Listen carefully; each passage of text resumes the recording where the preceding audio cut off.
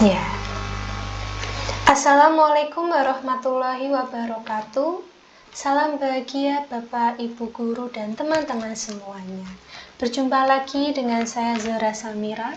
Pada kesempatan kali ini saya akan membahas mengenai bagaimana cara menentukan capaian pembelajaran menjadi tujuan pembelajaran pada mata pelajaran matematika di fase D untuk pendidikan kesetaraan. Pertama yang perlu kita pahami adalah tahapan dalam merencanakan pembelajaran, di mana tentu memiliki tahapan-tahapannya. Agar tercapainya pembelajaran yang bermakna, perlu perencanaan yang baik agar pembelajaran itu tercapai. Dalam merencanakan pembelajaran, dimulai dari menentukan capaian pembelajaran, tujuan pembelajaran, alur tujuan pembelajaran, dan rencana pembelajaran. Pada kali ini saya akan mencuplik capaian pembelajaran pada fase D untuk mata pelajaran matematika, elemen aljabar. Untuk capaian pembelajaran ini memiliki kalimat. Di akhir fase D, peserta didik dapat mengenali, memprediksi, dan mengeneralisasi pola dalam bentuk susunan benda dan bilangan. Kalimat kedua, mereka dapat menyatakan suatu situasi ke dalam bentuk aljabar. Dan kalimat yang terakhir, mereka dapat menggunakan sifat-sifat operasi seperti komutatif, asosiatif, dan distributif untuk menghasilkan aljabar yang ekuivalen. Tahap selanjutnya, sebelum membuat tujuan pembelajaran, kita perlu mengidentifikasi capaian pembelajaran ini. Di sini kita mendapatkan 3 kalimat capaian pembelajaran, di mana setiap kalimat pembelajaran ini kita identifikasi menurut kompetensi untuk peserta didik dan ruang lingkup materinya. Pada capaian pembelajaran pertama, di sini mengatakan, peserta didik dapat mengenali, memprediksi, dan mengeneralisasi pola dalam bentuk susunan benda dan bilangan.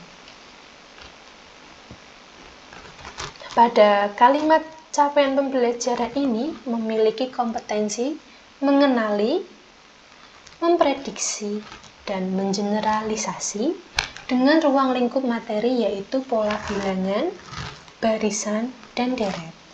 Kemudian pada capaian pembelajaran kalimat kedua, peserta didik dapat menyatakan suatu situasi ke dalam bentuk aljabar. Pada capaian pembelajaran ini memiliki kompetensinya yaitu menyatakan dengan ruang lingkup materinya yaitu persamaan linier satu variabel. Dan capaian pembelajaran pada kalimat terakhir, peserta didik dapat menggunakan sifat-sifat operasi seperti komutatif, asosiatif, dan distributif untuk menghasilkan bentuk aljabar yang ekuivalen dengan kompetensinya yaitu menggunakan dan menghasilkan. Ruang lingkupnya yaitu persamaan linier satu variabel. Setelah kita mengidentifikasi capaian pembelajaran, tahap selanjutnya kita dapat merumuskan tujuan pembelajaran. Tujuan pembelajaran pertama pada kalimat pertama capaian pembelajaran memiliki 3 kompetensi yaitu mengenali, memprediksi, dan mengeneralisasi pada pola bilangan. Mengenali tujuannya yaitu para peserta didik mampu mengenali pola susunan benda dan bilangan dari yang sederhana hingga kompleks. Setelah peserta didik mampu mengenali bagaimana pola bilangan itu, selanjutnya peserta didik mampu memprediksi pola bilangan selanjutnya atau pola bilangan yang akan dicari.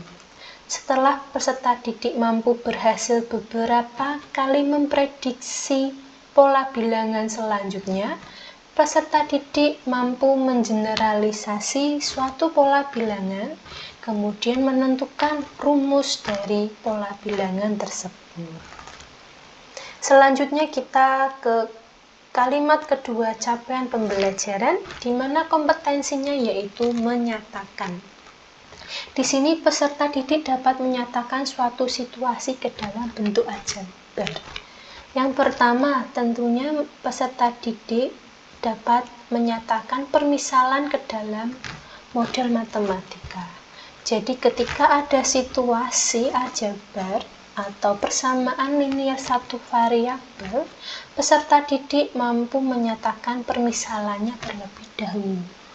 Setelah mampu menyatakan permisalannya, peserta didik mampu membuat dan menyatakannya ke dalam bentuk model matematika aljabar persamaan linear satu variabel.